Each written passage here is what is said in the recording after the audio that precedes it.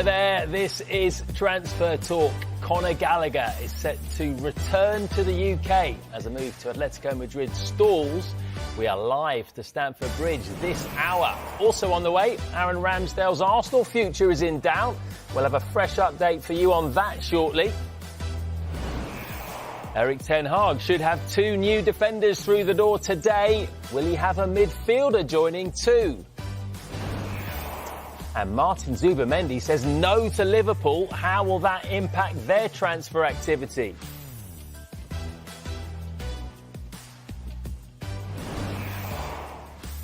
Afternoon, all afternoon, once again to Dan, to Flex and to Kwaku. And guys, we've got some breaking news to start off with because Aaron Wan-Bissaka is now formally a West Ham player. He has signed a 7-year contract and the deal is worth £15 million from Manchester United. We've also got some quotes from the man himself. He says, "It was a no-brainer for me to join West Ham. I'm excited and happy to be there. It's an amazing feeling to be back in London and I'm excited for what's coming. I was born here, so I know the ins and outs of London, which plays a big part in my life. So to be back playing in this city means a lot to me. I'm happy to be here, grateful for the warm welcome, and I'm excited to be playing for the club and will give it my all." This bit's interesting as well. I can't wait to get on the pitch, get to know the players and push on from there. I see a team that is in it together, that will push each other to win, and a group that has got each other's backs through thick and thin. So being part of that and having that insurance helps a lot when you are surrounded by a good squad. Let's start, Kwaku, with the West Ham point of view. It's another defensive signing after the likes of Kilman, Jean-Claire Todibo. They could have a completely new, almost, backline for the start of the season. Incredible business from West Ham, and credit goes to their technical director, Tim Stuyton, who's been the architect behind these moves. He flew with Todibo to make sure that deal got over the line. And with Wan-Bissaka, we've been talking about it for the last couple of weeks. It looked like it was going to happen, and it's great for West Ham to finally get that over the line before the new season, because that was a position they needed to strengthen in. And if you look at this West Ham squad going into this new season, it's one of the strongest in the Premier League. They're improving, and in the season where they haven't got European football, it's just such a stacked team and such a stacked squad. In terms of Wan-Bissaka, we know about his limitations, and we saw that at Manchester United in terms of going forward. But defensively, he's an incredible one-on-one fullback, and West Ham fans are going to love him at London Stadium. He's going to be one of the blood and thunder defenders that really gives his all for the club. He talks about it in a statement that he was born in London. He knows London very well. Obviously, came through Crystal Palace. And it's great for him to go to a place where he can go and re-establish himself. And he's not yet declared for Congo in terms of national football. He hasn't played for England yet. So maybe this is a position for him to go and really stake a claim to start in a very competitive spot for England at right back. But this West Ham team, I'm just going through the signings. Like you mentioned, the defensive signings in Kilman and Todibo, but signing a Somerville, Fulkrug, it's just a team that I'm very, very impressed with. And I think that the sky's the limit for this West Ham side, who are improving transfer after transfer, and I think that if they manage to assimilate and get everything together before the beginning of the season, I think Lopetegui is going to be very happy with the business that Tim Stuyton's helped get done. And as Kwaku mentions there, it's a good point. You know, Wan-Bissaka's strengths are very much defensively.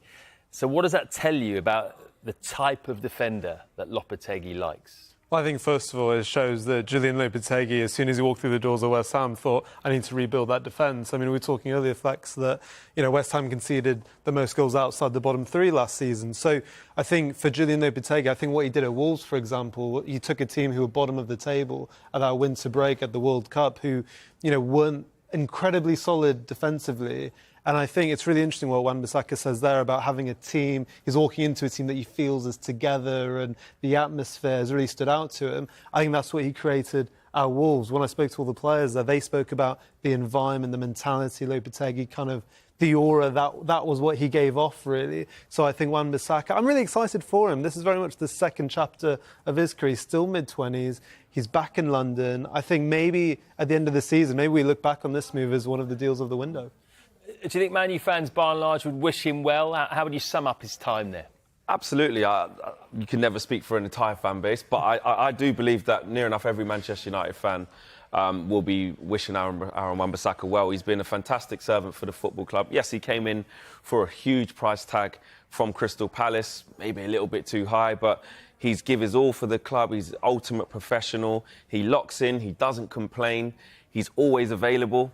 He had a couple of injuries last season towards the end, but by and large, he's always available and does the job the manager asks him to do. Doesn't try to overplay or do something he's not comfortable with. He does what he's asked to do and turns up every week and puts it in. And having interviewed him a couple of times and been around him, he is a top professional and a really good character. So, like Kwaku said, West Ham fans are absolutely going to love him. You're going to see him at the London Stadium with last-minute, last-ditch tackles. his spider legs are going to extend and take the ball off of Salah when they're playing Liverpool or whatever it may be. But West Ham fans will be really excited by him. I think it's a really good move for him. Yeah, really exciting time to be a West Ham fan in general, I think. So the big news today for West Ham fans, Aaron Wan-Bissaka is a West Ham player. He has moved from Manchester United for £15 million. Right, let's get on to this extraordinary developing story involving one Conor Gallagher. He is expected to return to the UK today as negotiations continue between Chelsea and Atletico Madrid for a deal for João Felix. It is collectively agreed that it would be best for Gallagher to return home while the talks continue, with an agreement not yet thought to be close. It really is an amazing story, this, Quaker. Come on, just run us through the timeline of events so we can keep up with how it's moved on so quickly. I've barely been able to keep up. It's been a really bizarre week for Chelsea. That's saying something, considering the ongoings at Stamford Bridge over the last few months and years, really. But yeah, this all started last Monday when Chelsea accepted a £34 million bid from Atletico for Conor Gallagher after he turned down a contract offer from his boyhood club. The very next day, Gallagher's given permission to fly to Madrid ahead of that move. Wednesday comes along and things look to be progressing nicely. Chelsea and Atletico agreed a deal to sign striker Samuel Omorodion for around £34 million. Later that day, we brought you the exclusive pictures of Gallagher taken off on a private jet from London Biggin Station or airport, headed for Atletico Madrid. And then we're on to Thursday. I hope you're keeping up with me because it's getting very, very confusing. Gallagher has a medical at Atletico Madrid, and both the deals for him and Omorodion are agreed. Medicals passed and the contracts were set to be signed. Gallagher reportedly set to agree a 5-year deal with Atletico. He was even pictured at the stadium on the pitch, on the brink of being unveiled as an Atletico Madrid player. But then things changed over the weekend. The big developments. Samuel Omorodion's move to Chelsea from Atletico was off due to a contractual dispute and issues, throwing into doubt Gallagher's move, with Chelsea moving their attention to João Felix. Chelsea fans remember him from his loan move a couple of years ago, and they failed to come to agreement with Conor Gallagher, and they're still looking to get the deal done with João Felix. Then this morning, things took a big turn. We told you that Conor Gallagher is set to fly back to the UK while negotiations over a deal for João Felix continues. It's been an absolute mess, and really, from Chelsea's point of view, it doesn't look good, right? This is the Chelsea side that have got so many players. We've talked about the bloated squad. We've talked about how many players they need to offload. Conor Gallagher's a player that's been a great servant for Chelsea Football Club, but right now he's sat in limbo, and I don't know what you guys think. From my point of view, it's very unfair for a player who served the club so well over the last few years. It's sad. I mean, it's sad, isn't it? I mean, you mentioned that he's a player who captained the side last year, despite all the players in that position, like Caicedo, Enzo Fernandez, although Romeo Lavia was injured a lot this season. You know, Gallagher, despite being linked with the move over the last few windows, he's always carried himself so well. You know, he's still represented England in the Euros. And unfortunately, this is just really unfortunate for him. I mean, we know he was offered, you know, multiple contract offers from Chelsea earlier this window, but, you know, they were 2 years plus one as an option. And, you know, he felt the deals who were given to the new signings were somewhat, I assume, disrespectful in terms of he wanted similar terms, didn't he? So for him to decide to move his whole life to Madrid, that would have been a big life decision, not just the football, but for his life and personal life as well. And now, as you mentioned, Quake, you know, he's stuck in a bit of limbo, and, you know, you just feel for him, forget the football side of things, but for him as a player as well in person. Well, let's move this on then, because if Atletico Madrid doesn't happen, and it may not happen at all, could that reignite some interest from Premier League clubs?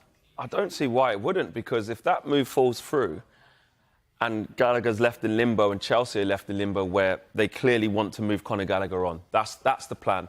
It's untenable. It seems like, you know, he's rejected the contract offer, or he hasn't extended. So Chelsea's model now is we sell. Absolutely. there was talks before, rumours before of links to Spurs, links to Aston Villa, even maybe a bid accepted, but he didn't want to go there, etc., etc. And if he did end up in the Premier League and go into a rival as Conor Gallagher, the fans wouldn't be able to get on his back. Okay, Conor, how come you've gone to Spurs? Or he's done his best. He's sorted out a move to Madrid. He's happy in the sun. So the fact he finds himself back here, it's going to open up the floor. There will be a whole host of teams in the Premier League who could do with Conor Gallagher's skill set. Absolutely. And when you think of Ange Postecoglou and Spurs, not saying they have the money to do that, they've obviously had a huge outlay on Dominic Solanke, but in terms of profile-wise, you could see why that was a situation that could have arisen. If you think about someone like Conor Gallagher in the engine room at Villa, yes, they've got Amadou Onana now, but you could see why there were links there. And if you go a little bit further out of the top six, absolutely, there could be teams within the Premier League who would be on red alert about this deal. And then that is where Chelsea are going to have to decide if it is a rival. Yeah. How stern are they going to be now they don't have the bargaining power because they actually need to get this deal done? Yeah, but you look at this deal as well. Relatively cut price, £34 million or around that fee for Conor Gallagher. If you look at Dominic Solanke, who's just gone to Spurs for £65 million, obviously there's an English tax when it comes to players who've played in the Premier League. But Chelsea have put themselves in a very, very difficult position right now because this Atletico Madrid is on ice. This Atletico Madrid move is on ice right now. And there was a lot of complaints from Chelsea fans that Mason Mount went to Manchester United, a perceived rival. But if you now look at this in the cold light of day, was he forced out of the club? Was it a case that he chose to move? Obviously, these things are up in the air, and this move might well happen. But from Conor Gallagher's point of view, he hasn't had a pre-season either. He's come off the back of the Euros, had to train by himself. Chelsea put him in a very difficult position and put themselves in a difficult position because everybody knows that Chelsea have to sell. And so the price is just going to be reduced. And this is the point as well, is that Chelsea need this sale to happen if they're to move for a striker in the transfer market, right? So they need Conor Gallagher to leave the club if they're going to get Amoroda in or João Felix or even from another club. So it does bear the question, you know, with this situation, how many Premier League clubs will now be looking at this situation thinking, is there a deal to take advantage to be done? Absolutely. Yeah. But, I mean, is there any way at all he could remain a Chelsea player come the end of the window? I don't know how that can happen because we know about the outlay that Chelsea have spent over the last couple of seasons on players in Gallagher's position. Think about the money spent on Moises Caicedo, the money spent on Enzo Fernandez, a man who's now wearing the captain's armband at Stamford Bridge, which is completely ironic considering what's gone on in the pre-season. Conor Gallagher is a man that come through Chelsea's academy. We understand the restrictions when it comes to PSR, so that counts as pure profit. Chelsea needs to get something from Conor Gallagher in terms of a fee for him. That's part of the reason why he was kind of forced out of the football club. People talk about the fact that he doesn't fit Enzo Maresca's style of play. That's a part of it. But also a huge part of it is that it represents pure profit when it comes to that £34 million fee. And so Chelsea need to shift him. I can't see any way back for him. Reports suggest that he'll be training away from the first team squad, which doesn't bode well for any player that looks to reassimilate themselves back into the squad that they were apparently leaving. So I can't see any way back for him at Stamford Bridge. It just remains to be seen where he does actually land. And also it's a difficult situation, and I'm just likening it slightly in terms of principles to what happened with Jadon Sancho when he was sort of training alone and ostracised from the main group. Conor Gallagher's value, they value him at 34, 35 million pounds. If he's not had a pre-season, if he's currently not training, if he's not ready to start the season, a prospective buying club are going to also look at it, and it's untenable as well, and say, well, hang on a minute, this is a player you don't want. This is a player that, yes, he doesn't need long to get up to speed, but we need to get him up to speed. He's not quite sharp right now.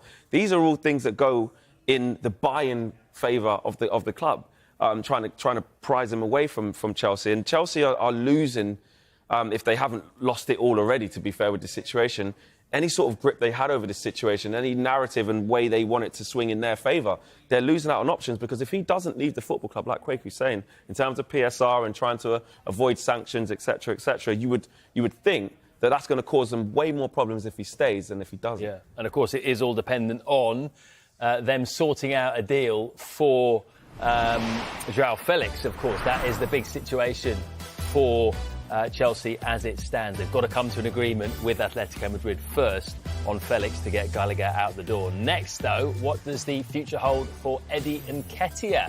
Is a move to France on the cards? Plus, is Aaron Ramsdale set to leave Arsenal as well? Find out next.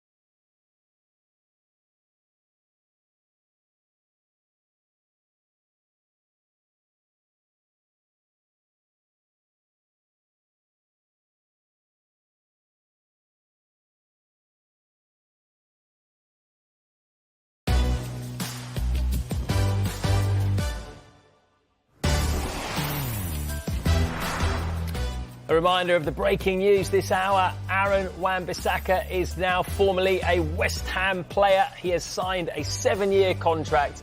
The deal from Manchester United is worth £15 million.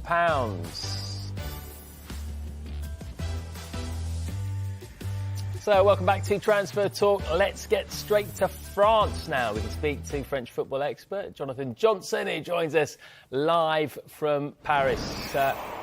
Good to see you, Jonathan. Let's start with Eddie Nketiah. And it appears he won't be heading to Marseille. What can you tell us? Yeah, this is one that we've been expecting that could potentially come off for some time. And I think that we expected it for so long, but Marseille ended up looking into other options, alternatives. Took a bit too long to potentially find a deal with Arsenal for Nketiah. And in the meantime, they moved for Eli Wahi. So familiar with Premier League fans from the times that he's been linked with clubs such as Tottenham Hotspur. In the past, only ended up staying with Lens for one season in the end. So Marseille bringing him in. They're also still trying to find a deal with Borussia Dortmund for Youssoufa Moukoko. So this one definitely looks now like it's now off for Nketiah. And he and Arsenal will have to find some potential other landing spots as Marseille look to potentially bring in other names. So, Jonathan, Chelsea obviously in the market as ever. We talked about them on the show ad nauseum. Is there any other deals that you're looking to do, especially in France? Well, one of their favourite tactics in the transfer market these last couple of years has obviously been to acquire players and then send them to France with Strasbourg. That is something that we saw very recently, actually, with the acquisition of Caleb Wiley. And there is also an expectation that Diego Moreira, who's already been sent to France with Lyon, might be the next name to be sent to Strasbourg now. So that's a deal that's expected to follow hot on the heels of Wiley going on loan for the season to the Alsace-based club. Jonathan, Carlos Soler at PSG has been linked with a move to the Premier League. Who wants him here? Yeah, this one's a really interesting one because you've got the likes of West Ham and Brighton linked with him at the moment. PSG are definitely keen to move him on. We saw Villa linked with him as well at the beginning of the transfer window. My understanding is that there's less truth in the Brighton rumours. However, whether or not we see West Ham coming in for a bid, he's highly rated as well in Spain, his homeland still. So this is a player that PSG definitely want to move on. One of a number of players. We could see the likes of Nordi Mukiele moving on as well. But for the moment, no firm bidders for Carlos Soler. And finally, let's finish up with the Championship. Could Jordan James be on the move to France? Yeah, this is one that has really taken people by surprise. Rennes turning into a bit of a landing spot for Wales internationals. Obviously, they had Joe Rodon go there a couple of years ago. So Jordan James to Rennes, one that many people didn't expect to be coming up at Rennes. A team in need of a bit of a rebuild after a couple of disappointing years. Very good place for younger players to develop. It's... I think this one, perhaps one of the most unexpected moves of the transfer window so far, but one that will bring Birmingham City a good amount of money for a talented player. He certainly is. Thank you very much, Jonathan. Appreciate that update. Now, Ajax are interested in signing Arsenal goalkeeper Aaron Ramsdale. They have explored a loan move, but it is understood Arsenal at this stage prefer a permanent sale. Ajax are now discussing their next steps internally. If a deal is struck for Ramsdale, Arsenal will want to bring in another goalkeeper. They have an interest in Espanyol's former Spanish under-21 keeper, Juan Garcia. Right, this is interesting, isn't it, Ramsdale? Because it's someone that maybe you'd have thought you'd have been talking about a little bit earlier. He's stuck around, but does he need to move? Is he far too good to be a number two? I think so. I think so, and I think Aaron Ramsdale believes that as well. I think he believed that a long, long time ago. He would have been really frustrated this season. I think he understands how the industry of football is, and this can happen. It probably would have come to a little bit of a shock, like it did to quite a lot of fans. But I think Aaron Ramsdale's way too good to be sitting on the bench and playing second fiddle to David Raya. And he pretty much only played last year in games where they played Brentford, where Raya couldn't actually play, and maybe a couple of cup games here. And that's Aaron Ramsdale's better than that. He's had a taste of what it's like to play in the Premier League and then obviously move to Arsenal and be challenging for the league, which they kind of did. And he didn't do anything wrong. He was good in that season. And he was very good in that season and really endeared himself to the fans. He's got a great relationship with the fans. If you speak to Arsenal fans, they always speak quite highly of him, and he's always rooting for the team. He's got a good headspace on him as well in terms of not agitating and just falling back. But now he's done that for a year. I do not envisage for 1 second that Aaron Ramsdale will not be talking to his agents and the football club to say, I'm off. I'm not doing this again for another year. And Mikel Arteta, of course, will be respectful and say he's fantastic and we want to use his skill set, etc., etc. But Mikel Arteta made his mind up a very long time ago. As soon as he brought David Raya into the football club, his decision was made that that would be the number one. And that's how the season panned out. So for Ramsdale, clearly staying in the England squad is a big priority for him. You know, going to Ajax, going to the Dutch league, is that the place to go to keep him in the international squad? Well, it's a completely different international landscape right now. Jordan Pickford was Gareth Southgate's number one. Who's to say that Lee Carsley hasn't got different ideas as the interim England manager? So Aaron Ramsdale understands that he needs to go and get first-team football. What I will say, and there's an air of caution around this, is that unless you're Jude Bellingham or Harry Kane, who play for the biggest clubs in the world, and Bayern Munich and Real Madrid and are superstars, I don't necessarily know if going abroad serves your England career that well. You look at players who've gone abroad and done really well, the likes of Fikayo Tomori. We saw Jadon Sancho at the back end of the season go and perform at a decent level for Borussia Dortmund. Doesn't automatically mean that you're going to be selected for England. It's not a case of out of sight, out of mind, but we know the limelight the Premier League gives you and the kind of spotlight that you're under week in, week out. We saw Jordan Henderson at the back end of last season go to Ajax. Didn't make the England squad. Of course, he was playing the first half of that season in Saudi Arabia, which didn't work out for him. And so going to an Ajax team that are not necessarily the powerhouses that they used to be a few years ago will give him an opportunity to play football regularly, but I don't necessarily think that guarantees him a spot in this England squad because we know the quality of those leagues is not necessarily up to the standard of the Premier League. OK, well, we'll keep you abreast of whether anything happens with that possibility of Ramsdale going to Ajax.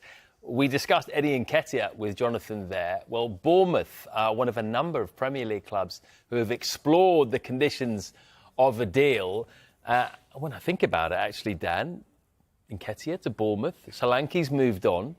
Could this be a good deal for both the player and the club? It makes a lot of sense, doesn't it? And some, as you mentioned, Bournemouth looking for a number 9. They'll want to act, you would think, quite quickly as well to get that number 9 in as the season's just a few days away now.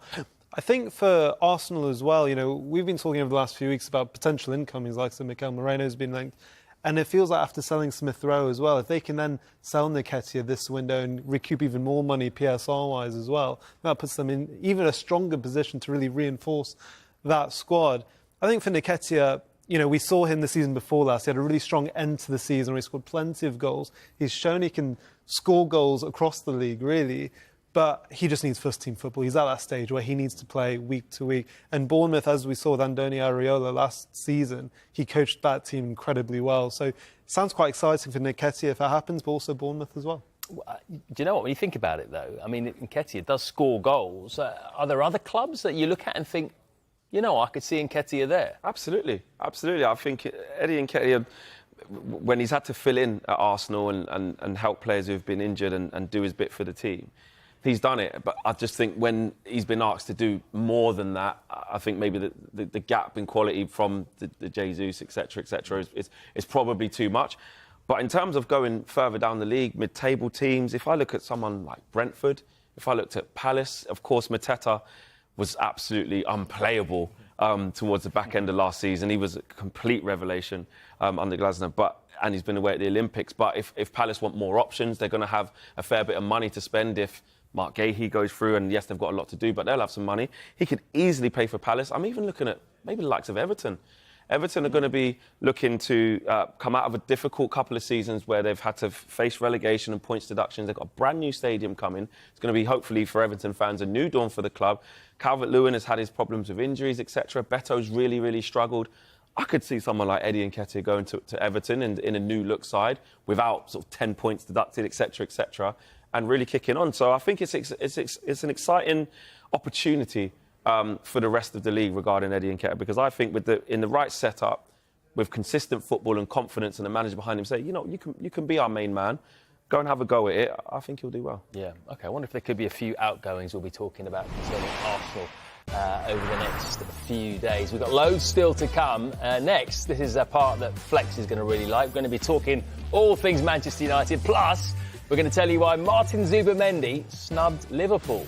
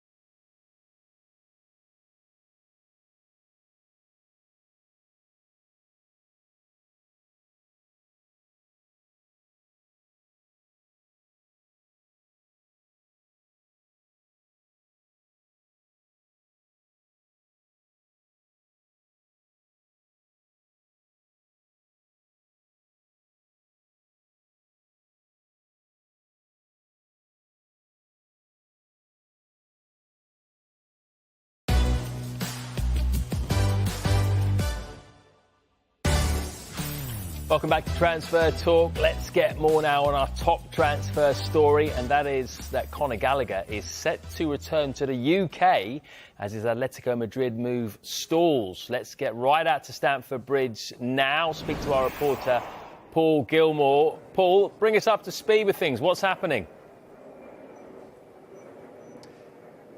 Well, Matt, Conor Gallagher expected to come back here to the UK, that despite having done a medical and agreed personal terms ahead of a £36 million move to Atletico Madrid. The reason for that, well, that's because the Atletico player, Samu Omadorian, the move fell apart, or is currently off, I should say.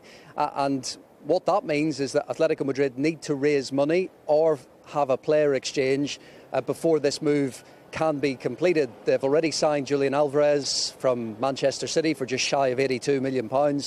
And what things have moved on to in the last couple of days is a discussion between Chelsea and Atletico Madrid for Joao Felix, currently an Atletico player, somebody who spent a previous loan spell here at Stamford Bridge, and so some talks continuing about potentially Felix coming back, but of course those discussions are prolonged. They're not happening as quickly as they would like for Conor Gallagher. So as things stand, Conor Gallagher's move to Atletico in some doubt. What happens next with Gallagher then, Paul? Because we were hearing he was just waiting around at Atletico Madrid. He hasn't been able to train, I presume. What happens next? Well, exactly that. It's been a week. He hasn't been able to get into that normal routine for a professional footballer, if you think this point of the season as well. So important pre-season to be ready for the next campaign. So Conor Gallagher has been in a hotel in Madrid, and that's why he will return to the UK. Just while all of this goes on in the background, as a way of trying to salvage this move to Atletico Madrid, he will return. It's expected he'll be given a few days off by Chelsea, actually, but then will train if things haven't been resolved, maybe potentially training with the other players like Trevor Chalobah, the players not involved in the first team, so away from the first team, just to continue those preparations for the new season, because ultimately they still hope that this move to Atletico Madrid will happen. But in the meantime, Conor Gallagher on his way back to the UK as he awaits news of this move to La Liga. Great stuff. Thanks very much, Paul. Right, let's get to Liverpool now. And their midfield target, Martin Zubimendi, has decided to stay at Real Sociedad. That's despite expectations being that he would leave the Spanish club this summer. We haven't spoken about Liverpool too much in this transfer window because they've effectively only really had one big target that's been mentioned, and that was Zubimendi. Now that's not going to happen. It feels like they're back to square one. Well, the fact that you mentioned that we haven't really talked about Liverpool, and then we have over the last week when it comes to Zubimendi, screams of a change in philosophy when it comes to Liverpool. They used to do business very, very quietly. The deal would get done and there wouldn't be too much discussion around it. Obviously, last year, the prolonged saga with Caicedo. This year's Zubimendi effectively turning down Liverpool in public. This is not a great look for Liverpool. We've yet to make a signing ahead of this new season. Zubimendi was supposed to be, in my opinion, that Thiago replacement, that deep line playmaker that could dictate tempo and also shield that back four. And they've been looking to revamp this midfield over the last couple of seasons. Obviously, last summer, they brought in a host of midfielders. This year, Zubimendi was their main target, but they failed to get that deal done. And obviously, Sociedad have had to fend off interest from Mikel Moreno and now Zubimendi, and they've been pretty steadfast in the fact that if they don't get what they want, they're gonna keep these players, especially Zubimendi, who's from the Basque region. He's got a lot of loyalty to the club that he's playing at. And so this is a problem for Liverpool, who clearly want a player in that position, but have yet to identify him or yet to sign him. And the season starts this weekend. I know they've got a very strong squad already, but for Liverpool, who have made it clear that they want to play in that number 6 position, this is troubling for not only the club but the fans as well, no? Yeah. Dan, why has this fallen through? Because he's going from, with all due respect, a side in La Liga that finished 6th last year, unlikely to challenge for the title, and he's turning down a club that got a good chance of challenging for the Premier League. Yeah, I think I'll disagree to an extent, because I think sometimes you have to have empathy for the club that are involved, because Liverpool had the expectation that Martin Zubimendi wanted to leave Real Sociedad this summer. After very impressive Euros, he came on at halftime for Rodri against England, went on to win the tournament, of course, as well. Zubimendi had this £51 million buyout clause, which in Spain, you need the player to initiate that clause for the club then to get involved and pay it. That's what Liverpool were waiting for. That never came. And I think for Liverpool, this was a player they identified that, yes, from what they're hearing, he is available, and he was a target they thought would reinforce what they already have in midfield. And perhaps, as you mentioned, Thiago or Fabinho type replacement for the way Arne Slot wants to play with that number 6 option. So I think they've probably feel a bit let down in terms of what they were probably hearing from the player side, that maybe Sociedad perhaps really, we understand, have offered Zubimendi a new contract with better terms. Perhaps that has changed his mind. He's been at the club since he was 12 years old as well. So he's changed his mind. I don't think you can necessarily blame Liverpool for that, but they do have other options, and I think, Flex, you're going to have a look at that. Well, that's it. I mean, he's going to have to make do with what he's got by the sounds of it, possibly Arne Slot. Given what we've just said there, and that he seems to favour wanting to have a ball-playing number 6, how might he use those options this season? Yeah, I've had a little look into Liverpool's squad, and Arne Slot does have some riches in the squad where Jurgen Klopp has left them in a good position. We have seen that. And Liverpool were praised last year by actually revamping their midfield within a short space of time. That wasn't easy to do. They got Alexis McAllister through the door really, really early. And then as the window went on, they started to make more signings there.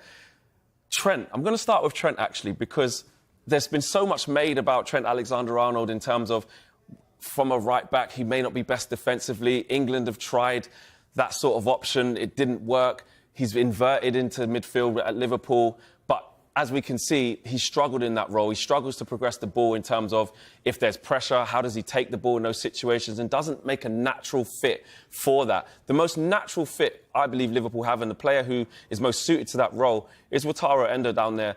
The 31-year-old is the main player in that position. It's a short-term fix. It was only a short-term fix, and it looked like Liverpool already wanted to try and move on from that situation.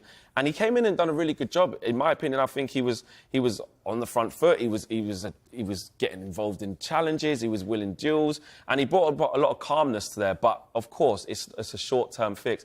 When you're looking at players like Gravenberch and you're looking at Dominic Szoboszlai, in terms of Szoboszlai in particular, that's definitely somebody you want further up the field in an 8. Great ball striking ability, wants to be scoring goals, wants to be creating goals, so that doesn't suit him. Gravenberch is young. He had a difficult season last year, but when he came in, he showed a little bit of promise. But in terms of an out-and-out 6 and dictating the play and being that tempo setter, that's definitely not his game. Then we get to Alexis McAllister, and actually he spent some time in that position, not his favoured position. When he arrived from Brighton, you're pretty much thinking he's a shoo-in to be in advanced positions in Liverpool's midfield. But because he's such a good player and can do a little bit of everything really, really well, he makes it look effortless, he makes it look seamless by doing that, and I think he's a fantastic option in that area. But again, you're going to probably get more out of Alexis McAllister further up the field, not a natural 6. Curtis Jones, same conundrum with him. He's neat and tidy, likes to get on the ball, but again, not a natural fit. And someone who's not on this board here, Harvey Elliott, another attacking midfielder, can play from wide positions as well. So it's not easy. Arne Slot has some decisions to make. He isn't Jurgen Klopp in terms of, just trying to reel out what was there and say that will work. He has to find a solution to this. But there are options there. And Stefan Bajcetic as well, the young 19-year-old. He had a big injury, which kept him out of most of part of last year. But maybe Liverpool fans will be looking at Stefan Bajcetic and saying, hang on a minute, we can unearth one of our own here. We can unearth a gem. Yeah, absolutely. I mean, they do have options there, but I'm just trying to be a bit cheeky here, really. We are hearing that Zubimendi was the main target, and there aren't necessarily lots of other options. They just wanted him because he was available, or they thought he was. But, who else is there out there? I mean, we've been talking about a midfielder today, haven't we, for quite a while? Someone called Conor Gallagher. I mean, maybe there are other options out there for Liverpool. Yeah, there are. What Arne Slot did very well during his time in the Netherlands is dealing with limited resources, and I think that's part of the attraction for the Liverpool owners in terms of bringing him in. But my issue is that when a new manager comes into a team, they want to enforce their philosophy, their style of play. And one way of doing that is by bringing in players who understand the way that you want to play football. He's having to make do with Klopp's squad, effectively. And it's going to be an interesting start to the season for Liverpool. Of course, they've got quality, but they want to reinforce that position, and you're being cheeky there in terms of mentioning Conor Gallagher. He just batted it off, by the way. He's not getting Liverpool. But that's an option, and that's where Chelsea have left themselves open to. Aside that Liverpool, looking at the option, £34 million in this day and age is a snip for a midfielder that played so many games, got so much experience and so much quality as well. And so that would definitely be an option, definitely be on the top team's radar, because he's a player that fulfills a multitude of roles. Last season at Chelsea, he played at number 6 at times. I think he's a bit better advanced. He's a great presser. He's got great energy. He can assimilate into any team. So that's one to watch. But Conor Gallagher to Liverpool, I don't really see it. I really do, though. I think Stefan Bajcetic has real good potential. I think when he came in the season before last, before he was unfortunate to get that injury, he looked really promising. Of course, it's a big ask to just throw him in and say you are going to be the 6 and you have to do everything. But there is an opportunity there for someone from Liverpool's academy to come through, actually, and maybe fill that void. And it's times in adversity, it's times when things don't quite go right in the transfer window, opportunities arise for players you may not think. But this is a player that excites Liverpool fans. This is a player that has a good reputation already. He's technically sound. He's not scared to get stuck into tackles. He was flying into tackles when he had his stint before he got injured. And actually, it's still a difficult position, But I think Arne Slot's got enough in terms of making it work, and he might have to play in a different way until he gets what he wants long term, but it is an opportunity for someone of 19 years of age, of Stefan Bajcetic, who I think is a good player. Liverpool, still the only side yet to make a signing in this transfer window. Will that change over the coming days? Still to come, will Crystal Palace accept a third bid from Newcastle for defender Mark Guéhi? We will analyse that after the break.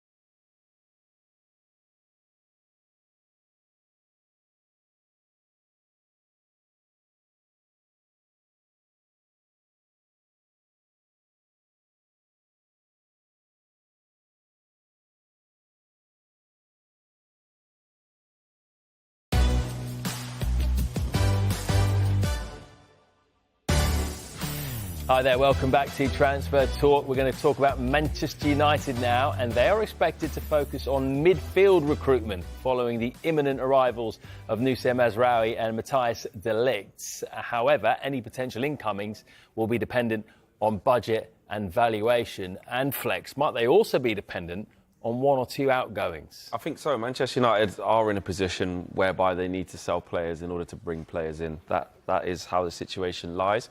I think we've just seen that with the situation with Aaron Wan-Bissaka and that domino falling, and that cleared the way for Mazraoui / de Ligt. In terms of midfield, I think you're looking at Christian Eriksen and Scott McTominay. I think maybe earlier on in the window or towards the back end of last season, I think there was an acceptance that if the right bid came in for Casemiro, then I think Manchester United would look at that. But with the length of contract, 3 years left, an awful lot of wages to be considered as well, it was only really the Saudi League teams that were going to be able to come in and make that happen. And as thus far, that that hasn't materialised. So I think he's probably going to be expected to stay at this point. There has been interest in Scott McTominay. We know Fulham have been interested. There are other teams that are interested in Scott McTominay. I'm thinking if the numbers work, I think that would also work for Manchester United. And Christian Eriksen as well. Of course, he came in on a free a couple of years ago. It's not going to be a huge fee for Christian Eriksen at this stage of his career with the valuation, but the pennies take care of the pounds. Yeah, every little helps. Yeah, exactly. When I say little, it's quite a lot. Exactly, and that's the situation Manchester United find themselves in. They need outgoings in order to get incomings in midfield. Yeah. Okay, so options. Right, a few names have been mentioned. Just run us through some of the options. Yeah, absolutely. I mean, one name that has been mentioned consistently through this window has been PSG midfielder Emmanuel Ugarte. It's understood, he'd be quite keen on a move to Old Trafford, so personal terms wouldn't be an issue. But I don't think PSG are budging around the transfer fee. So what's been maybe perhaps impressive by Ineos is I think when they've looked at targets this summer, they have been having alternatives to their number one option. So outside of Ugarte, I think there's been the likes of Youssouf Fofana from Monaco, of course, Sofiane Amrabat from Fiorentina, who's on loan at United last season as well, and Sander Berger, who we've heard a lot of in the last week or so from Burnley. So it's quite interesting because I think from those profile of players, United are obviously looking at someone, maybe a long-term replacement for Casemiro for whenever or if and when he does leave the club. But they're all slightly different profiles, different levels of experience, and obviously in different leagues as well. Well, that's the thing. They are different profiles. So when you hear those names, which of those do you think is best suited to what Man United need in midfield? Me personally, I'm looking towards Manuel Ugarte and Youssouf Fofana. Youssouf Fofana's skill set's really interesting because he's powerful with the ball, he's a progressive ball carrier, he's strong in the tackle, and he has midfield presence. Manchester United, as Kwaku alluded to earlier on, been bullied in midfield, outnumbered in midfield, and outplayed in midfield. And Manchester United need a player alongside Kobbie Mainoo, who we now have a player who absolutely wants the ball, absolutely wants to keep the ball and is completely technically sound, and Bruno as a chief creator. Manchester United need a mix between a destroyer who can get about the pitch and win possession back, but also somebody who can play. So I'm looking at Youssouf Fofana and Ugarte between two of them, and I would lean more towards those. But again, the cost, Youssouf Fofana has a year left on his contract, so that could be quite attractive to Manchester United if they can get some money in.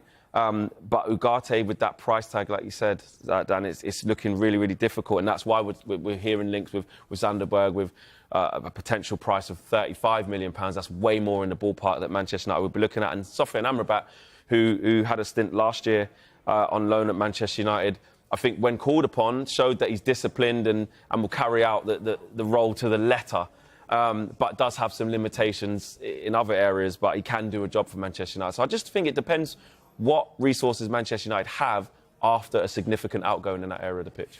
All right, let's get to Newcastle then. They have made a third bid for Mark Guehi. We understand that the bid is being considered. The second offer, placed on Thursday, was in the region of £50 million.